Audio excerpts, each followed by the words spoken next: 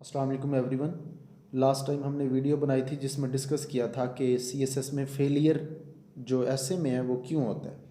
तो अब उसके बाद ये जानना ज़रूरी है कि अब तैयारी कैसे की जाए ऐसे की, कि कैसे फिर उस पर प्रोसीड किया जाए। तो ये वीडियो थोड़ी सी लेंथी होगी क्योंकि इसमें ज़रा ज़्यादा चीज़ें टच करनी है, but I can make sure कि ये 20 मिनट्स इंशाल्लाह आपके कपल ऑफ मंथ्स नहीं तो कपल ऑफ वीक्स ज़रूर सेव करेंगे।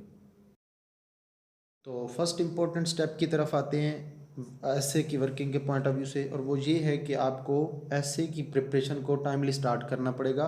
You need to address this matter on priority basis. इसको आप लिंगर ऑन नहीं कर सकते।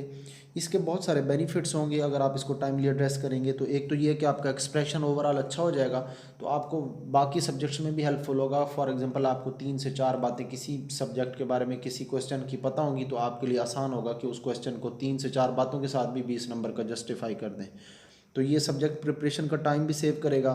और सिमिलरली ये आपको स्ट्रेसफुल इन्वायरमेंट में प्रैक्टिस करने की भी, जो परफॉर्मेंस करने की भी सलाहियत दे देगा, क्योंकि ज़ाहिर है ये बगैर प्रैक्टिस के आप किसी भी स्ट्रेसफुल इन्वायरमेंट में अच्छी परफॉर्मेंस नहीं दे सकते। और लास्टली ये है कि आपका रिफ्लेक्स बन जाएगा। आपका प्रैक्टिस की वजह से आपके रिफ्लेक्स डेवलप हो जाएंगे जो आपके लिए इसको जो है ना बहुत आसान कर देंगे एग्ज़ाम हॉल में परफॉर्म करना। दूसरा फैक्टर जो ऐसे की वर्किंग के पॉइंट ऑफ व्यू से सबसे ज़्यादा इंपॉर्टेंट है वो है true guidance. Without true guidance आप अच्छी परफॉर्मेंस नहीं दे सकेंगे और ये आपके लिए बहुत ज़्यादा टाइम कंज्यूमिंग भी होगा।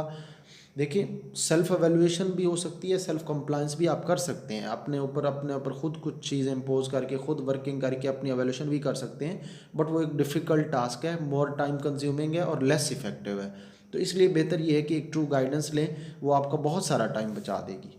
तो ये एक बहुत इंपॉर्टेंट चीज़ होगी ऐसे की वर्किंग के पॉइंट ऑफ व्यू से। इसी तरह ऐसे की वर्किंग में प्रैक्टिस भी बहुत इंपॉर्टेंट फैक्टर है। आप 3000 words without practice with lot of considerations नहीं लिख सकते। ये आप कभी भी नहीं कर पाएंगे। बहुत कोई एक्सेप्शनल केस में यहाँ पे डिस्कस नहीं कर रहा। तो ये प्रैक्टिस आपके लिए बहुत ज़रूरी होती है। एक तो ये परफेक्शन लेके आएगी, दूसरा ये आपको स्ट्रेसफुल इन्वायरमेंट में ब्रेनस्टॉर्मिंग करने में हेल्प करेगी। आप बहुत आसानी से ब्रेनस्टॉर्मिंग करके अपने पॉइंट्स बना लेंगे और उसके ऊपर फिर वर्किंग, उनके ऊपर फिर पैराग्राफ्स अपने बिल्ड करना स्टार्ट कर देंगे। तो ये प्रैक्टिस आपके लिए लॉट ऑफ हेल्प प्रोवाइड करेगी फॉर कंप्लीशन ऑफ योर ऐसे वर्क। ऐसे की वर्किंग के पॉइंट ऑफ व्यू से फोर्थ इंपॉर्टेंट फैक्टर है ऐसे को डेवलप करना सीखना, ना कि पहली बारी में ही आप इसको पूरा एक ही गो में एक पूरा कंप्लीट ऐसे लिखने की ट्राई करें। देखें, जब आप इसको पार्सल्स और पीसेस में लिखेंगे और lot of time, for example 3 to 4 days लेके कंप्लीट ऐसे लिखेंगे, तो आप अपने लिए एक अच्छा बेंचमार्क सेट कर पाएंगे। दूसरा ये कि एक और पॉजिटिव चीज़ ये होगी कि आपकी डेली बेसिस पे प्रैक्टिस चल रही होगी, आप few paragraphs on daily basis लिख रहे होंगे, और फिर इसको बाद में आप with the passage of time steadily increase भी कर सकते हैं। ज़ाहिर है, मतलब फॉर एग्जांपल शुरू में आप 5 दिन में एक ऐसे लिख रहे हैं, तो फिर 3 दिन में ले आएँ, फिर 2 दिन में, फिर 1 दिन में, फिर 7 to 6 7 8 आवर्स में, फिर उसको 3 आवर्स तक लेके जाएं। तो ये इससे बहुत फ़ायदा होगा। तो ये स्लो बट कंटिन्यूस लर्निंग जो होगी फॉर अ लॉन्ग टाइम, ये मोर हेल्पफुल होगी और मोर लॉन्ग लास्टिंग होगी। सो आई वुड एडवाइज़ कि आप पहली बारी में कंप्लीट ऐसे लिखने की कोशिश ना करें, बल्कि उसको डेवलप करना सीखें, फिर उसको कंप्लीट ऐसे पर ले जाएं। राइटअप के बाद एवेलुएशन एक बहुत इंपॉर्टेंट फैक्टर है।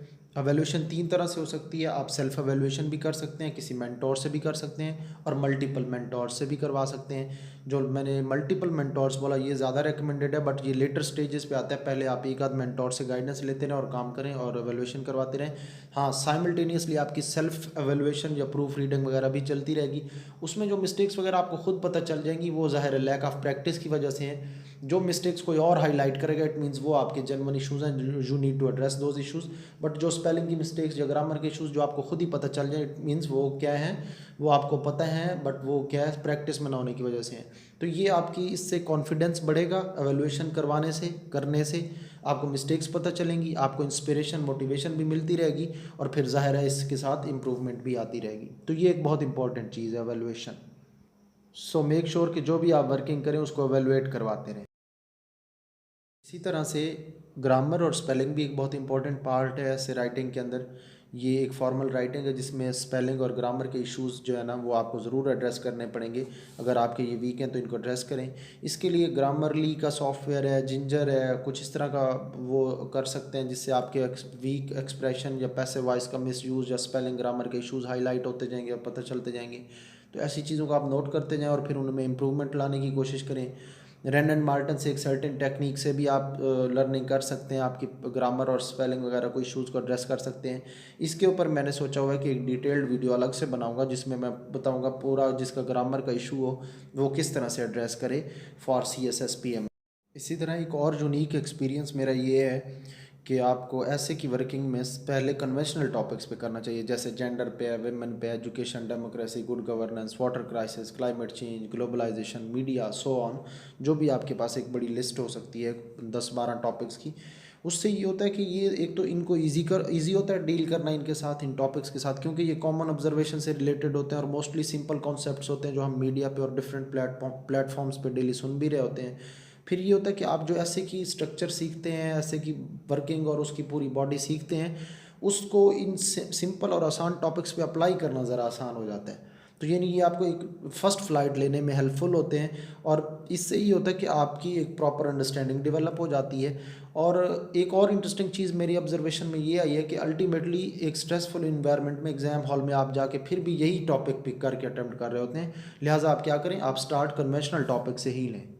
लास्टली CSSSA और प्रेसी के लिए मैंने भी ऑनलाइन कोचिंग स्टार्ट की हुई है। अगर कोई उसमें ज्वाइन करना चाहे तो वो मुझसे कांटेक्ट कर सकता है।